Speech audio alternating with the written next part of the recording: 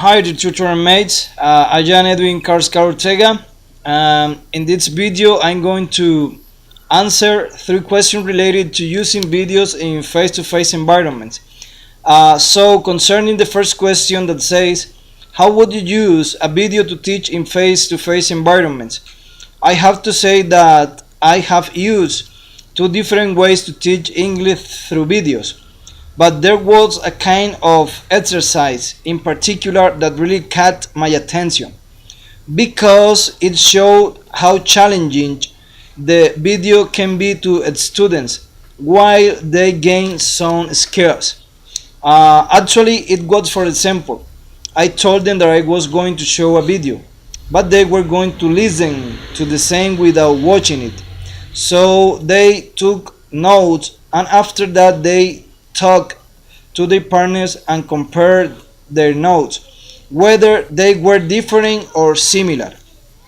And then they listened to the video game, but this time watching the same. So it was the whole scene, the visual aid with the sound at the same time all together. So they say that it was very difficult the first time, and it made sense because when you listen to something you really have to pay attention to certain details, and there are not any accompanied when watching the video. So I told my students that every time when I want to study something, listening for example, I listen to the video first, and then I take notes, and after that I watch the video game in order to be more accurate with the exposed scenes in the video. Regarding to the second question that says, what language skill would you practice by using this tool in face-to-face classes, and how would you do it? I consider that we can practice all the language skills. I think it's up to the video, the kind of video we use.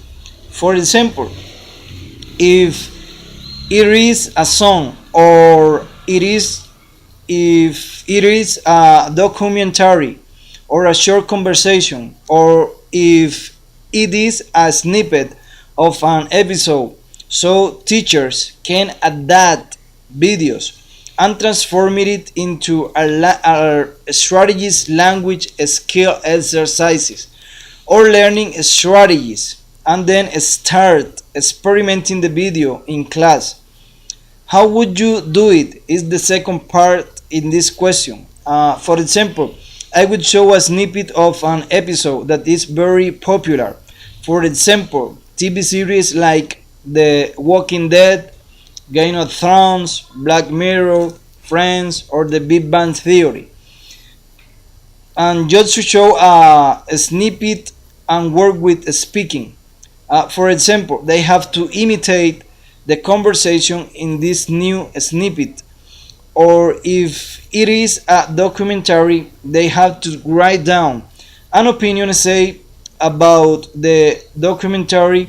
Or for example, if they watch a short movie or wherever they watch, then they have to talk to their classmates about what they consider they agree or not with the information shared in the video.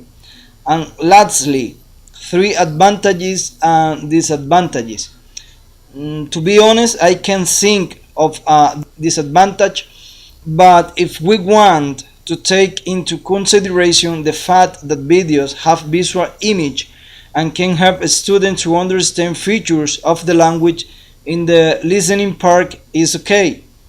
But that could be a disadvantage. If you are trying to develop listening skills because the visual aid is helping you, and sometimes you will be in such situations in which you will listen to something and it won't have any help of image or any other kind of visual aids. So in terms of advantages, there are so many. Like I said, you can practice all the language skills based on the video. Videos can be authentic material, can be created. Students can make videos which will help them to develop not only language skills but also confidence. Sometimes students don't want to speak in front of the camera, but if they do it, they can correct themselves. So it could be like self sustaining, that could be promoting learners' autonomy. So I think that there are more advantages than disadvantages. Okay, that's all. I expect that this video have had like you so much. Thank you. Bye bye. Edwin Carrascal Ortega.